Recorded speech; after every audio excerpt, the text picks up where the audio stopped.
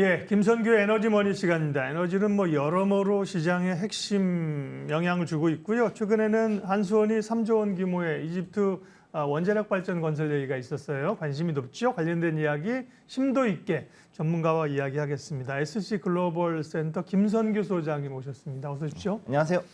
처음에는 뭐 40조 원이라고 기사가 밤에 저도 식사하는 데 나와가지고 깜짝 놀랐는데 전체가 40조였었고요. 그죠? 네. 그중에 이제 우리 기업들이 때는 한 3조 원 정도 규모 되는데 13년 만에 원전 수출이에요. 내용하고 의미 좀 먼저 짚어주세요. 예, 일단 여기에 그 러시아의 로사톰이라는 회사가 있습니다. 원전 우리나라 한수원 같은 회사인데 여기서 그 자회사를 만드는 게 ASE라는 게 이제 있습니다. 요게 이집트의 그 원자력청하고 같이 해가지고서는 스페셜 그 회사를 만들어서 여기서 발주를 한 겁니다. 그래서 여기에 대한 것들을 그 ASE가 진행을 하고 그 중에서 시공 부문을 이제 우리나라가 맡게 된 건데 이게 바라카 원전 그러니까 UAE에 있었던 그 원전 이후에 13년 만에 이제 최초로 이 원전 관련 계약을 한 것이기 때문에 굉장히 좀 그 중요한 그 의미를 가지고 있고 사실 이게 그 러시아 우크라이나 전쟁 때문에 러시아가 좀 제재를 받았음에도 불구하고 여기에 대해서 제재를 지금 피해 갔기 때문에 앞으로 이제 여기에 대한 것들이 좀 많이 좋아졌고 앞으로 이 실적을 통해서 원전 수주에도 좀 청신호가 나올 것으로 일단 그렇게 보고 있습니다.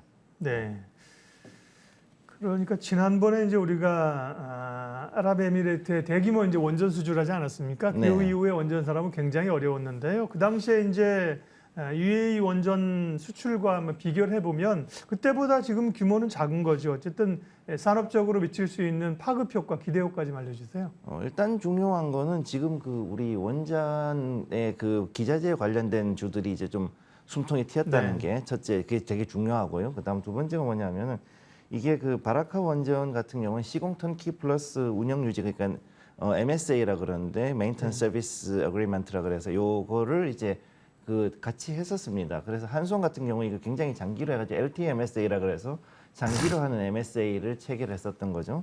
그랬던 거였는데 여기에 비하면 아무래도 이제 조금 좀 그 작고 또 시공만 하는 것이라서 약간 좀 아쉬운 부분이긴 한데 그럼에도 불구하고 이 일단은 지금 현재 다른 나라에서도 이렇게 원전을 할 수 있는 나라가 거의 없습니다, 사실은. 네. 그런 상황에서 이런 그 실적을 따냈다는 거는 추후에 있을 여러 가지 그 신규 해외 원전에 대해서 상당히 그 좋은 그 청신호가 됐다라고 보시면 되겠습니다.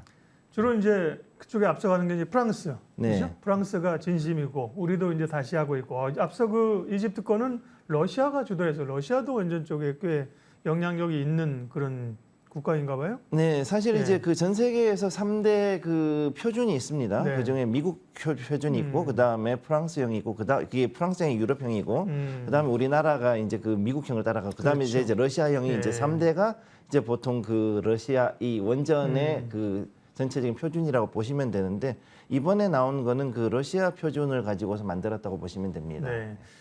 그런데 이제 이번 수주가 아까 말씀드린 것처럼 이제 완전 핵심 원전 뭐 설계 이런 것보다는 기자재나 주변 기자재 공급이어서 조금 한계가 있다는 지적도 있어요. 네, 여기 이제 23억 달러 정도 계약인데, 네. 근데 여기에 되게 중요한 게 뭐냐면은 그 여기에 들어가는 게 그래도 이 시설물이라든가 이런 부분들이 역시 받쳐줘야 되거든요. 네. 그러니까는 물론 이제 금액으로 따지면 설비라든가 전기 부문이 많이 차지하고 있는 것은 사실인데 그럼에도 불구하고 시공 부문에 대해서 이만큼 이 정도 규모로 시공이 들어와 있다는 거는 제가 봤을 때는 굉장히 좀 큰 덩어리를 그래도 우리가 가져갔다고 보시면 됩니다. 네. 네, 그래서 앞으로도 충분히 여기에 대해서는 좀 좋은 부분이 있고 그 다음에 이제 물론 이제 이를 통해서 우리가 러시아의 가압 경수로가 여기에 들어가니까 네. 그럼 우리가 가지고 있는 APR 1400 같은 이런 그 최신형 이 기술에다가 러시아 기술도 이제 접합할 수 있는 또 다른 이제 어떤 그 기회가 됐다고 봐야 되는 거거든요. 그리고 이제 우리가 원전 산업이 사실 몇 년 동안 굉장히 어려웠잖아요. 네. 다시 물꼬를 튼다는 점에서 의미가 있는 거고 지금 주변 기자재가 아니라 핵심 사업이나 관련된 걸 추가적인 수주를 따낼 수 있다는 얘기인데 추가적으로 좀 가능성이 있는 지역이나 사업은 어디가 있습니까? 일단 제일 빨리 될 수 있는 것은 체코 쪽하고 폴란드 같은 네. 이제 동유럽이 제일 빨리 될 수 있고 예. 그다음에 이제 또 네덜란드나 호주 같은 데도 지금 현재 이런 원전 사업자를 이제 할 수 있거든요. 그렇기 때문에 이런 그 주로 할 수 있는 게 동유럽 쪽이기 때문에 이쪽에 대한 그 원전 사업자들에 대해서 우선 집중 공략을 하려고 하고 있고 실제로 외교부 같은 경우 이들 그 중요한 그 원전을 지금 발주를 해놓은 나라들의 8개국에다가 이제 원전 수출에 대한 지원 공고안을 지정을 해놨습니다. 그래서 여기서 이제 외교부에서도 여기에 대한 그 정부에서의 지원이 같이 이제 들어갈 거기 때문에 향후 이렇게 했을 경우에는 뭐 다른 나라 게 아니라 이제 우리나라에서 나오는 한수원의 APR 1400 같은 정말로 그 한국형 경수로가 들어갈 수 있도록 이렇게 만들면은 시공뿐만이 아니라 여기에 대한 MSA 계약까지 해가지고서 전체적인 사업 규모가 이제 거의 바라카 원전 수준으로 이제 다시 올라갈 수 있는 그런 그 기반이 잡혔다고 보시면 됩니다. 지난번 네옴시티 얘기 말씀하셨을 때도 이제 석유를 안 쓰고 네. 거기를 이제 친환경 에너지로 간다고 하셨는데 최근에 이 세일즈 외교는 원전도 그렇지만 원전 뭐 방산, 2차 전지 뭐 이런 게 다 어우러져서 가는 것 같아요. 그런 예. 점에서 좀 인사이트 내지는 주목할 점이 있네요. 사실 이게 원전 산업도 그렇고 이런 대형 SOC 사업 같은 경우가 일단 고위급의 그 세일즈 외교가 굉장히 중요한 게 네. 기본적으로 국책 사업이고 굉장히 장기 사업으로 들어가거든요. 그러다 보니까 정부가 어느 정도 네. 그거를 보전 내지는 신경 써줘야 되는 사업이군요. 예, 네. 그렇습니다. 그리고 사실 여기에서 손해가 난다 그래가지고 이거를 절대 뭐라고 비난을 하거나 하면 안 되고 중요한 거는 그 어느 정부가 됐든지 간에 이 세일즈 외교를 해가지고 뭔가를 만들어내는 게 있으면 거기에서 비록 손해를 보더라도 그 이후에 다른 분야에서 반대급부로 해가지고 뭔가 얻는 부분이 반드시 있게 마련입니다.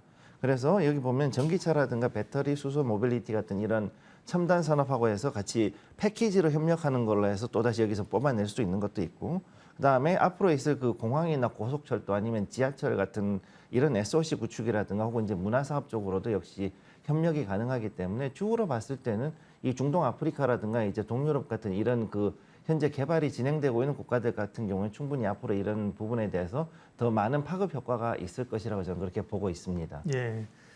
그러면 원전 관련주 가운데서는 어떤 기업들이 이번 수주 내지는 유망해 보이는지 원전에 관한 투자 아이디어 좀 주세요. 마지막으로. 일단 아까도 잠깐 말씀드렸지만 네. 우선 그 원전 기자재가 제일 중요하고요. 그래서 그 뭐 BHI라든가 뭐 우리기술이나 뭐 보성 파워텍 뭐 이런 회사들을 우선 좀 많이 보시는데 그쪽도 상당히 괜찮고요. 그 다음에 네. 이제 또 한전 KPS나 한전 기술 같은 것도 지금 이제 조금 자리를 잡아가는 상황이니까 그런 것도 나쁘진 않을 걸로 보고 있습니다. 그리고 이제 지난번에도 말씀드렸지만 우라늄 관련된 ETF들을 좀 주목을 하셔야 되는데 이제 국내 같은 경우 이제 두 개가 있어요. 킨덱스 에너지 원자력 테마 딥서치라든가 이제 뭐 하나로에서 나오는 원자력 셀렉트 같은 아이셀렉트 같은 이런 것들이 있고 해외도 이렇게 보시면 크게 3개 정도의 이 우라늄하고 원자력 관련된 ETF들이 있기 때문에 이런 것들을 주목해서 한번 투자해 보시는 것도 앞으로 괜찮을 것이라고 보고 있습니다.